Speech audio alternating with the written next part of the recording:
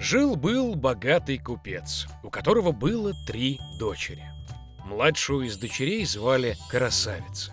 Сестры не любили ее за то, что она была всеобщей любимицей. Однажды отец собрался поехать в город и спросил дочерей, что им привезти в подарок. Старшие сестры попросили платья и украшения драгоценные, а младшая — розу алую, самую красивую в мире. Призадумался купец, но пообещал, что сделает все возможное, чтобы найти такой цветок, и отправился в путь. Быстро отец нашел подарки старшим дочерям, а для младшей никак не может найти. Каждая роза, которую купец встречал на своем пути, была краше предыдущей. Где он только не искал. И вот привела его дорога в густой лес. Там было очень темно и холодно. Вдруг вдалеке показались огоньки. Приблизившись, купец увидел огромный старинный замок, весь в золоте и бриллиантах. Войдя в его ворота, он зашел в зал, полный драгоценностей. Видит, посреди зала стоит стол, а на нем каких только блюд не было, и вся посуда из серебра и золота. Но в замке было пусто, никого не было.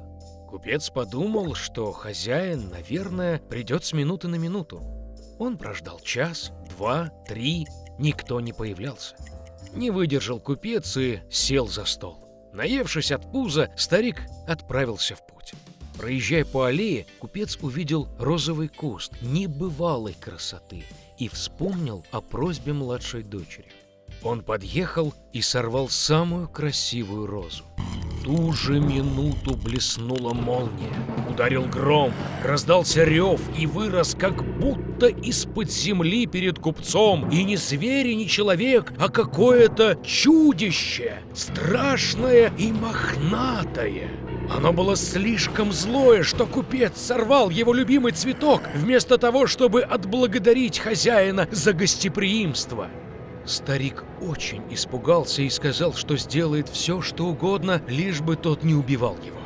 За такой проступок чудовище согласилось взять в жены одну из его дочерей, но только ту, которая сама захочет приехать из любви к отцу. А если ни одна не приедет, то смерть купцу. Погоревал старик и решил поехать домой, попрощаться со своими дочерями. Не хотел он ни одну из них отдавать за лютого зверя. Сел на коня и отправился домой. Встретив детей, он отдал всем подарки и рассказал про свои приключения.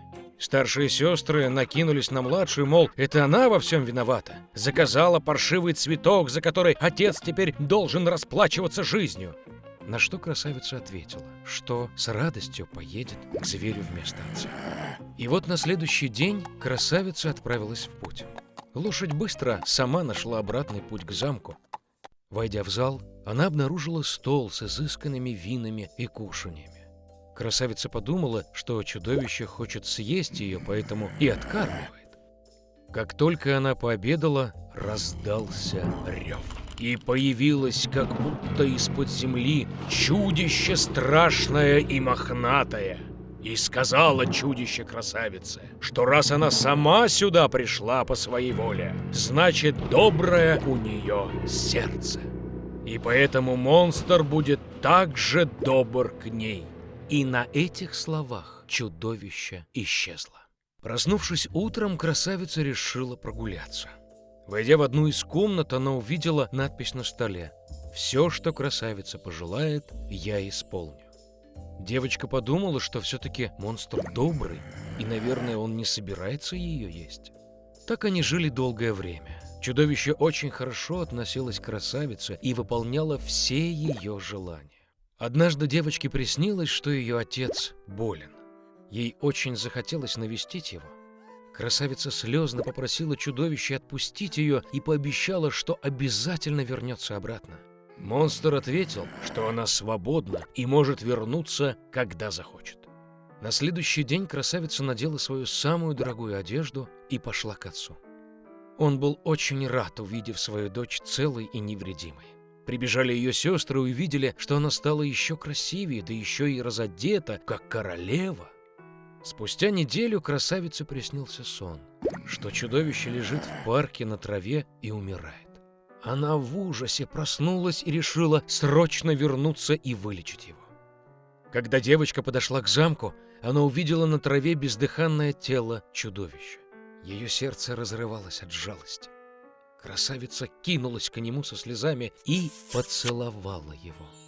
И в ту же минуту блеснула молния, ударил гром, весь замок озарился ярким светом, и всюду заиграла музыка. Чудовище исчезло, а вместо него на траве лежал прелестнейший принц. Он рассказал красавице, что эта злая фея заколдовала его и превратила в монстра до тех пор, пока молодая красивая девушка не полюбит его и не захочет выйти замуж. Красавица подала ему руку, и они отправились в замок. На следующий день красавица с принцем обвенчались и зажили долго и счастливо. Вот так доброе сердце может разрушить злые чары. В прекрасном замке жила королева. Родилась у нее дочь, о которой она мечтала. У ребенка были черные волосы и белоснежная кожа. Поэтому и назвали ее Белоснежка. Вскоре королева умерла. Недолго горевал король. Через год он привез во дворец новую королеву. Была она красивая, но злая. С собой женщина привезла волшебное зеркальце. Каждый день она любовалась в нем своим отражением и задавала ему один и тот же вопрос: кто красивее всех на свете? Зеркало всегда говорило только правду, поэтому оно честно восхваляло красоту королевы, и женщина сияла от счастья. Белоснежка росла, и с каждым годом ее красота расцветала все ярче. И вот в очередной раз, говоря с зеркалом, королева услышала в ответ, что теперь не она красивее всех на свете, а Белоснежка. Терпеть такое в собственном дворце королева не собиралась.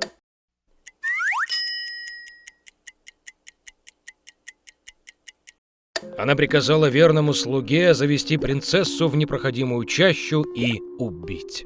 Но не смог слуга даже ради королевы убить милую девочку. Он привел принцессу в темный лес и отпустил. А сам вернулся в замок и сказал королеве, что выполнил ее приказ. Долго принцесса бродила по лесу, по дороге ей помогали всякие лесные обитатели. Белоснежка была очень добра к ним, и поэтому они сильно подружились. К вечеру принцесса случайно наткнулась на маленький домик. Она зашла в него и увидела, что в доме никого нет. На столе было накрыто на 7 человек, а в спальне стояло 7 кроваток. И все в этом доме было очень маленьким. Поэтому Белоснежка поняла, что здесь живут 7 маленьких человечков.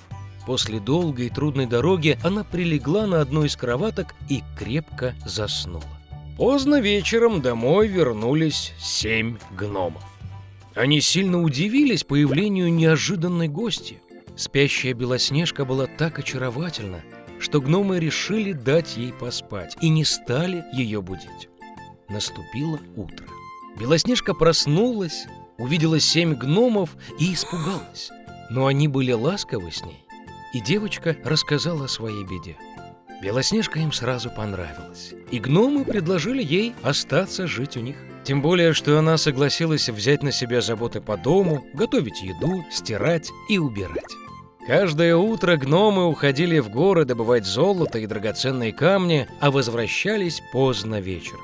Уходя на работу, они предупреждали Белоснежку, чтобы она опасалась злой мачехи и не открывала двери незнакомым людям. В это время королева, как обычно, отправилась в тайную комнату, чтобы поговорить с волшебным зеркалом. Но зеркало внезапно сказала, что не она красивее всех на свете, а Белоснежка, что принцесса по-прежнему жива и живет у гномов в домике. Королева сильно разозлилась и решила сама разобраться с Белоснежкой. Она отправилась в потайную комнату и приготовила там ядовитое-приядовитое яблоко. Было оно снаружи очень красивое, но если бы кто-то съел хотя бы кусочек, то непременно бы умер. Когда яблоко было готово, королева переоделась в старую торговку и пришла к дому гномов. Увидев милую старушку, Белоснежке стало жалко ее. Она ничего не заподозрила и вышла из дома. Старушка угостила девочку спелым яблоком и сказала, что если она съест это яблоко, то навсегда останется молодой и красивой. Белоснежка поверила ей, и только она надкусила яблоко, как упала замертво и перестала дышать. Довольная королева отправилась во дворец. Вечером гномы вернулись с работы и увидели Белоснежку, лежащей на земле. Она не дышала. Они так громко рыдали и причитали, что их плач услышал прекрасный принц, который охотился в лесу неподалеку. Стало интересно ему, что это за вой такой поднялся, что распугал всех зверей. И когда королевич нашел дом гномов, то увидел Белоснежку. Она была такая красивая, что молодой принц сразу же влюбился в нее. Он уговорил гномов забрать ее с собой в замок, ведь там у него есть доктора, которые смогут вылечить Белоснежку. Гномы разрешили. Тогда королевич велел своим слугам нести принцессу на плечах. И когда они несли ее, случилось так, что слуги споткнулись о какой-то куст, и от сотрясения кусок ядовитого яблока выпал изо рта Белоснежки, и она очнулась. Увидев молодого принца, девочка тоже полюбила его и согласилась выйти за него замуж. На свадьбу они пригласили и злую мачеху. От злости, что Белоснежка еще жива и что теперь ее ждет долгая и счастливая жизнь, королева разбила волшебное зеркало и больше никогда в него не смотрела.